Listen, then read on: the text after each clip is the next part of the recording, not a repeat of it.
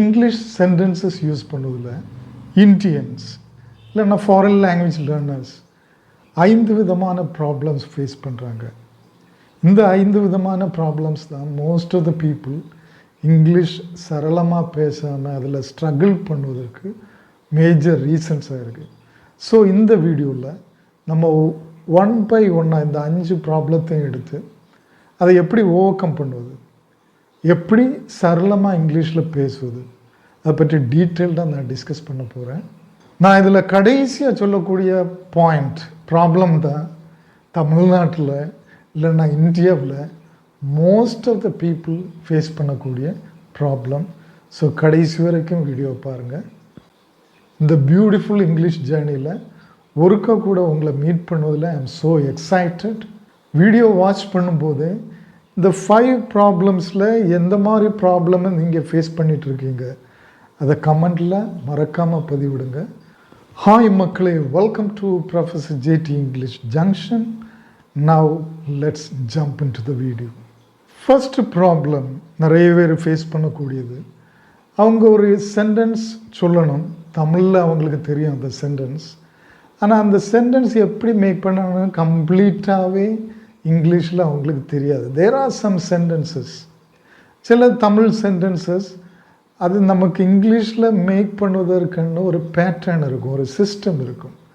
அதில் என்ன மாதிரி டேர்ம்ஸ் யூஸ் பண்ணணும், எந்த ஸ்ட்ரக்சர் யூஸ் பண்ணணும், அப்படி நிறைய சென்டென்ஸ் பேட்டர்ன்ஸ், டிஃப்ரெண்ட் பேட்டர்ன்ஸ் உண்டு. அந்த பர்டிகுலர் பேட்டர்ன் உங்களுக்கு தெரியலன்னா அந்த சென்டென்ஸை உங்களால் மேக் பண்ணவே முடியாது. So the first problem is you don't know how to say that sentence simply. ஒரு பர்டிகுலர் சென்டென்ஸ் அதை இங்கிலீஷில் சொல்ல வேண்டிய பேட்டர்ன் உங்களுக்கு தெரியாது. ஸோ இதுக்கு நம்ம என்ன பண்ணணும், நிறைய பேட்டர்ன்ஸ், ரொம்ப நிறையெல்லாம் கிடையாது, ஓரளவுக்கு நமக்கு நிறைய இங்கிலீஷில் பேச தெரியும். இந்த மாதிரி சில காரியங்கள், சில ஆஸ்பெக்ட், அதுக்கான பேட்டர்ன் உங்களுக்கு தெரியலன்னா அந்த பேட்டர்ன்ஸை நீங்கள் படிக்கணும். There is no other way. நான் ஒரு எக்ஸாம்பிள் சொல்கிறேன், அப்போ உங்களுக்கு புரியும். ஃபார் எக்ஸாம்பிள், நீ அவனை நேற்றைக்கு ஹெல்ப் பண்ணி இருக்கணும், நீ அவனை ஹெல்ப் பண்ணி இருந்திருக்கணும்.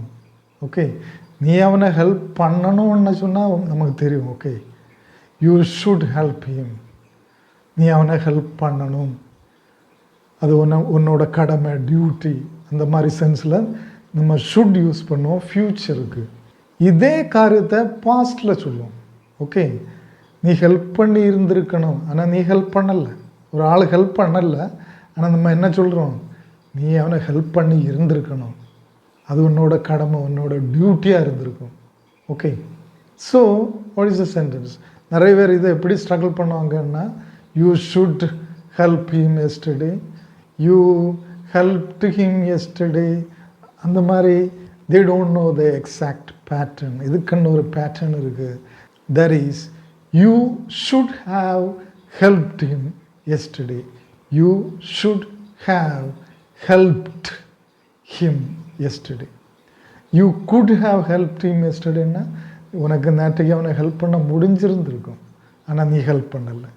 Okay, so this is one example. இன்னொரு எக்ஸாம்பிள், அவன் நல்லா ப்ரிப்பேர் பண்ணால் பாஸ் ஆவான், அவன் நல்லா ப்ரிப்பேர் பண்ணால் பாஸ் ஆவான். ஓகே, நம்ம எப்படி ட்ரை பண்ணுவோம், he studies well, he prepares well, he pass.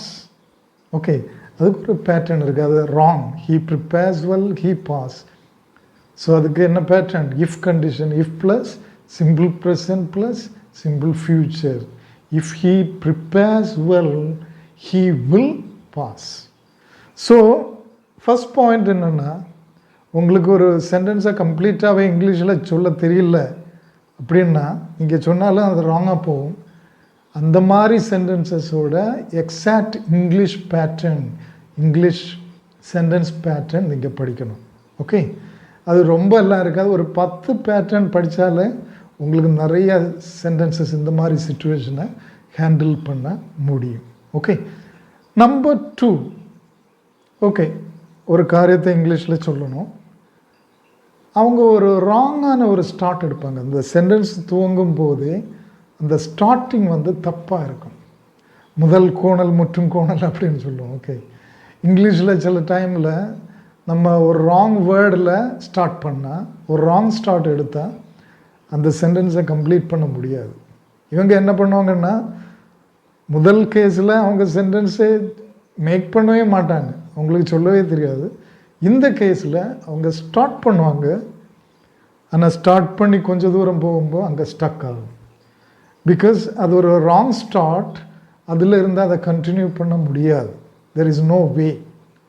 Okay, ஒரு எக்ஸாம்பிள் சொல்கிறேன். He went to visit his friend yesterday. அவனோட ஃப்ரெண்டை பார்க்க போயிருந்தான். நேற்றைக்கு அவனோட ஃப்ரெண்டை பார்க்க போயிருந்தான். He went to visit his friend yesterday. இதில் subject he, went verb. Okay, உங்களுக்கு தெரியும். சிலவங்க எப்படி இதை தமிழில் யோசிப்பாங்க. அவன் நேற்றைக்கு அவனோட ஃப்ரெண்டை பார்க்க போயிருந்தான். முதல்ல ஃப்ரெண்டில் தொடங்குவாங்க. ஹிஸ் ஃப்ரெண்ட் எஸ்டர்டே, இல்லைன்னா ஹிஸ்ஸில் தொடங்குவாங்க. ஹிஸ் ஃப்ரெண்ட் எஸ்டர்டே, அவனோட ஃப்ரெண்டுன்னு நம்ம தமிழில் சொல்லியிருப்பேன். அது நம்ம ஹிஸ் ஃப்ரெண்ட் எஸ்டர்டே விசிட்டட், அப்படி போகாது. ஏன்னா இங்கே சப்ஜெக்டில் ஸ்டார்ட் பண்ணலை, ஹிஸ்ஸில் ஸ்டார்ட் பண்ணால் அந்த சென்டென்ஸை கம்ப்ளீட் பண்ண கஷ்டம். இல்லைன்னா எஸ்டர்டே விசிட், ஒன்றில் ஆப்ஜெக்டில் துவங்குவாங்க, இல்லைன்னா எஸ்டர்டேயில் துவங்கலாம். ஆனால் ரெண்டாவது வேர்டு தான் இங்கே பிரச்சனை. ஹீ போடாமல் விசிட் போடுவாங்க, வேர்பில் துவங்குவாங்க. ஸோ அதுக்கு பிறகு அவங்களுக்கு எந்த வேர்டு எங்கே போடணும்னு தெரியாமல் கன்ஃபியூஸ் ஆகி இடையில நிற்பாங்க. இதுக்கு ஒரு சிம்பிள் சொல்யூஷன் உண்டு. நீங்கள் எந்த சென்டென்ஸ் துவங்கினாலும் இங்கிலீஷில், சிம்பிள் சென்டென்ஸோ காம்ப்ளெக்ஸ் பிகினிங் ஸ்டேஜில் அந்த சென்டென்ஸோட ஸ்டார்டிங் ஒரு சப்ஜெக்டில் துவங்குவதா பார்த்துக்கோங்க. ஹீ, யார் விசிட் பண்ண போனது? அவன். தேர் இஸ் அ சப்ஜெக்ட், அவன் தான் சப்ஜெக்ட். ஸோ ஹீல துவங்குங்க. He went to visit his friend, இல்லைன்னா ஹீ விசிட்டட் ஹிஸ் ஃப்ரெண்ட். சப்ஜெக்டில் துவங்குங்க. அதை தொட்டு அடுத்து வேர்பை போடுங்க. எந்த ஒரு சென்டென்ஸ் நீங்கள் இங்கிலீஷில் மேக் பண்ணும்போதும் சப்ஜெக்டில் துவங்கி அதுக்கு தொட்டு அடுத்து நீங்கள் வேர்பு போட்டிங்கன்னா மோஸ்ட் ஆஃப் த டைம் அந்த சென்டென்ஸ் ராங்காக போகாது. அந்த சென்டென்ஸை உங்களுக்கு கன்ஸ்ட்ரக்ட் பண்ண முடியும், கம்ப்ளீட் பண்ண முடியும். இது ஒரு ரொம்ப இம்பார்ட்டண்ட்டான ஒரு கீ சென்டென்ஸ் மேக்கிங்கில். Now let's move to the third problem. இது நிறைய பேருக்கு வரக்கூடிய ஒரு ப்ராப்ளம். நல்லா இங்கிலீஷ் தெரிஞ்சவங்களுக்கு கூட இந்த ப்ராப்ளம் வரும். எல்லாருக்குமே இந்த ப்ராப்ளம் வரலாம். இன் பிட்வீன் நல்லா ஃப்ளூவெண்ட்டாக பேசுகிறவங்களுக்கு இந்த வரும், நார்மல். இது இங்கிலீஷ்லேயும் வரும், நம்ம மதர் டங்லேயும் வரும். எப்படின்னா நம்ம ஒரு சென்டென்ஸ் ஸ்டார்ட் பண்ணி பேசிகிட்ருப்போம், இடையில் ஒரு வேர்டு மறந்து போகும். சில டைமில் ஒரு வேர்டு மறந்து போகலாம், சில டைமில் அந்த ஐடியாவை சொல்ல வேண்டிய வேர்டு உங்களுக்கு தெரியாமலே இருக்கலாம். எக்ஸாக்ட் ஆப்ட் வேர்டு உங்களுக்கு தெரியாமல் இருக்கலாம். இந்த சிச்சுவேஷனில் எப்படி மேனேஜ் பண்ணது? ஒரு எக்ஸாம்பிள் சொல்கிறேன். He is reluctant to start a business. இங்கே ஹீ இஸ் ரிலக்டன்ட்னா தயங்குவது. அவன் பிஸ்னஸ் ஸ்டார்ட் பண்ண தயங்குகிறான். He is reluctant to start a business. ஆனால் உங்களுக்கு இந்த தயங்குகிறான்னு தெரியல. உங்களுக்கு தமிழில் தெரியுது, ஐடியா இருக்குது, நீங்கள் ஸ்டார்ட் பண்ணுறீங்க சொல்ல. ஹீ இஸ் யூ ஸ்டக் தேர். அந்த வேர்டு தெரியல, இல்லைன்னா அந்த வேர்டு உங்களுக்கு தெரியும், டைமுக்கு மறந்து போச்சு. இது நானும் ஃபேஸ் பண்ணுவோம். ஓகே, நிறைய பேர் நம்ம ஃபேஸ் பண்ணுவோம். அதை மேனேஜ் பண்ணி தான் ஆகணும். நம்ம உடனே போய் டிக்ஷனரியில் போய் கண்டுபிடிக்க முடியாது இதுக்கான வேர்டு என்ன, யார்கிட்ட கேட்க முடியாது. இல்லைன்னா மறந்ததை உடனே ரிட்ரீவ் பண்ண முடியாது. நம்ம ட்ரை பண்ணுவோம், அப்படி ட்ரை பண்ணுவோம் கேப் ஃபில்லர்ஸை வச்சு. சில டைமில் நமக்கு கிடைக்காது. அப்போ நம்ம என்ன செய்யணும், எப்படி அதை மேனேஜ் பண்ணுவது? கூடுதல் டைம் எடுக்கக்கூடாது, maybe 3 seconds 4 seconds, I mean, then what do you have to do? அதை மேனேஜ் பண்ண தெரியணும். அதுக்கு ஈக்குவலண்டான ஆனால் எக்ஸாக்ட் மீனிங்காக இருக்காது. ஒரு வேர்டுக்கு எக்ஸாக்ட் மீனிங்கில் இன்னொரு வேர்டு ரொம்ப அபூர்வமாக தான் கிடைக்கும். ஆனால் அதுக்கு ஆல்மோஸ்ட் ஈக்குவலண்டான ஒரு வேர்டு உங்களுக்கு தெரிஞ்ச வேர்டை போடலாம்.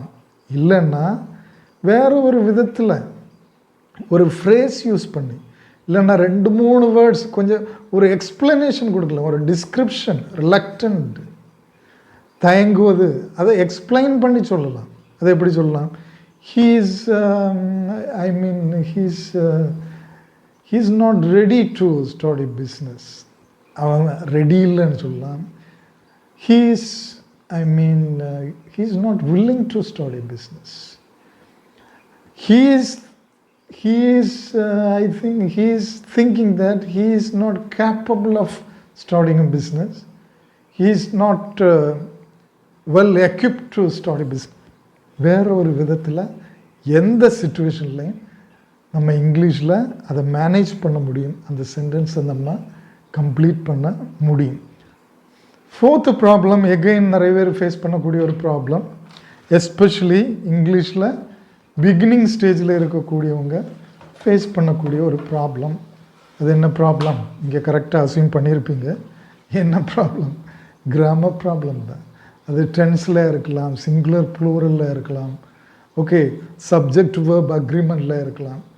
ஸோ கிராமரில் நமக்கு ப்ராப்ளம் இருக்கும், டவுட் இருக்கும். ஒரு சென்டென்ஸ் துவங்கி போவோம், அதில் என்ன டென்ஸ் வரும்? சிலவங்க அப்படியே ஸ்டாப் பண்ணுவாங்க. ஓகே, அவங்களுக்கு தப்பாக போகுமோ, இது போடணுமா, டூ போடணுமா, டிட் போடணுமா, டஸ் போடணுமா, ஓகே, இன்ஃபர்மேஷனா, ஒரு கன்ஃபியூஷனில் அப்படியே நிற்பாங்க. இன்னும் கொஞ்சம் டைம் எடுப்பாங்க.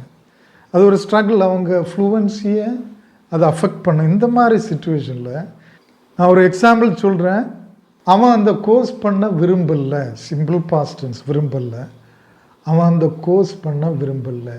he didn't, ஸ்டார்ட் பண்ணியாச்சு சென்டென்ஸ். வாண்டா, வாண்டடா, simple past tense. he didn't வாண்டா, he didn't wanted, ஒரு confusion. So he didn't he didn't. So இந்த டைமில் நீங்கள் செய்ய வேண்டிய ஒரே ஒரு காரியம், நம்ம கார் ட்ரைவ் பண்ணும்போது நமக்கு தெரியும், சில டைமில் கார் ட்ரைவ் பண்ணி போயிட்டே இருப்போம், திடீர்னு ஒரு ஹம் வரும், இல்லைன்னா ஒரு பிட் வரும், ஒரு பள்ளம்.